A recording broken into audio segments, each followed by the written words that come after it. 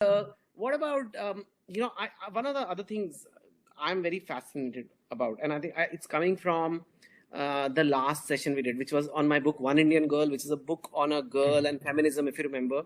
Yeah. And I as a man, I will never be claim that I understand feminism. I try, but women can. But I found your brand. You never claim to be a feminist as such, but I think you are, and I find your kind of feminism very interesting. And I think, what do you think? What is feminism to you, and what is your feminism? Because at some level you're very traditional as well, but I think I think deep down you're a very staunch feminist as well. So that's true. I'll tell you, right from my childhood, I used to think what is this and what is not this. For example, I joined engineering college when I was 17, where there was not a single girl in the university. I was the only girl. That's the reason how to beat boys I have written there. There was no ladies' toilet. But I loved application science. So everyone told me, don't join, it's not good. And I come from a small community known as the Brahmins, Madhva Brahmins from northern part of Karnataka. So I said, no, I'm going to do. And it was extremely hard. People will make comments. My elders were worried that I will not get a boy. They were not knowing that there existed Narayan Murthy across the river. I'm one side of the river, Murthy the other side of the river. And the whole society used to look down upon my father. The girl doesn't have a brain, but look at her father, doesn't have another brain. He's sending his daughter to male-dominating engineering.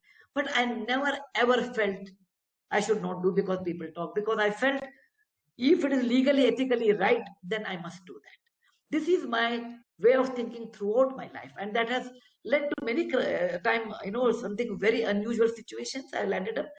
I joined engineering college. Then I bobbed my hair when I was young. And in Hubli, somebody, and a small town, when you bob your hair, so you ask address of Dr. Kulkarni. I was Kulkarni, Miss Kulkarni before my marriage. Where is Dr. Kulkarni's house? Oh, the girl who bobbed her hair, the third house from here. It became my house address, the girl who bobbed her hair.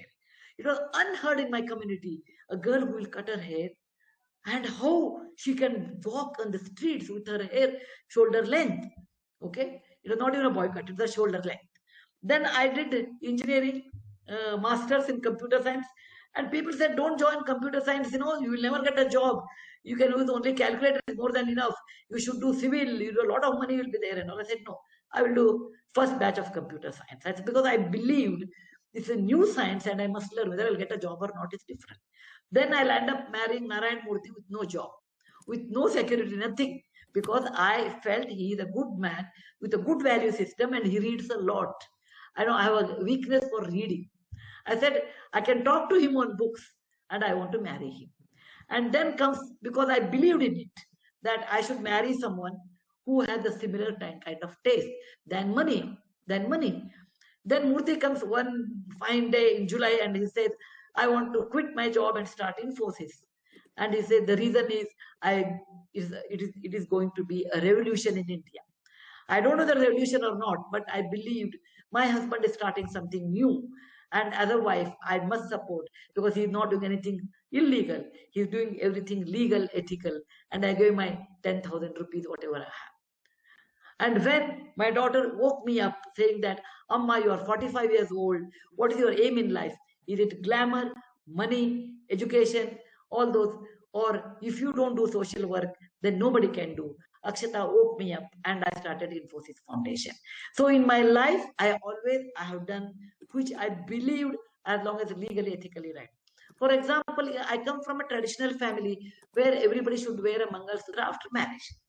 So I told Mr. Murthy when I got married to him, I have some conditions. I will not wear Mangal Sutra. Why should I show my marital status? He said, it is left to you. Okay. So when I did not wear, everybody was aghast. He said, how can ever a Brahmin girl not wearing Mangal Sutra? But I believe that it is not necessary to show your marital status. And again, I started wearing when I started working with Devdasis, because if I don't wear, they say this one is a runaway lady, so she has a problem, and they have to identify me, with the common people. And my father said, you wear a Mangal Sutra, tie your hair, and wear a sari, you become one of those normal people to start your social work.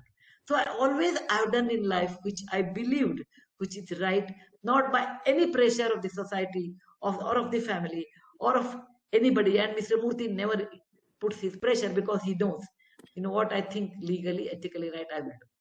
Okay, there's this lady called Chetna Avalani. She says, when did you first experience the joy of giving? The first time. Maybe at the age of 6, 7 or 8. Okay, what was Seven that? I was I was brought up in a village. My grandparents used to stay. So there every day when someone comes, we used to give them rice, 3 measures of rice. I was in a red rice granary on that. So my grandfather said, okay, take the rice, give it to them, this fellow, without expecting anything. But my own charity I did when I was 12. In 1962, there was a war with China, and there was a drive that you should give something to the prime minister or some fund or something. I was in a school, and I was listening to that lecture, and I felt I had a ring. My grandmother gave me one gold ring, and I felt it. Why can't I give? I did not have anything in those days. There was no pocket money, nothing like that. Go to school and come back. Okay, have 3 meals a day, and then I took away my ring, and for a minute I thought, what Nani will feel, what my mother will tell. Then I said no. When it is on my finger, it's mine. I removed it and put it in the box. I was 12 years old.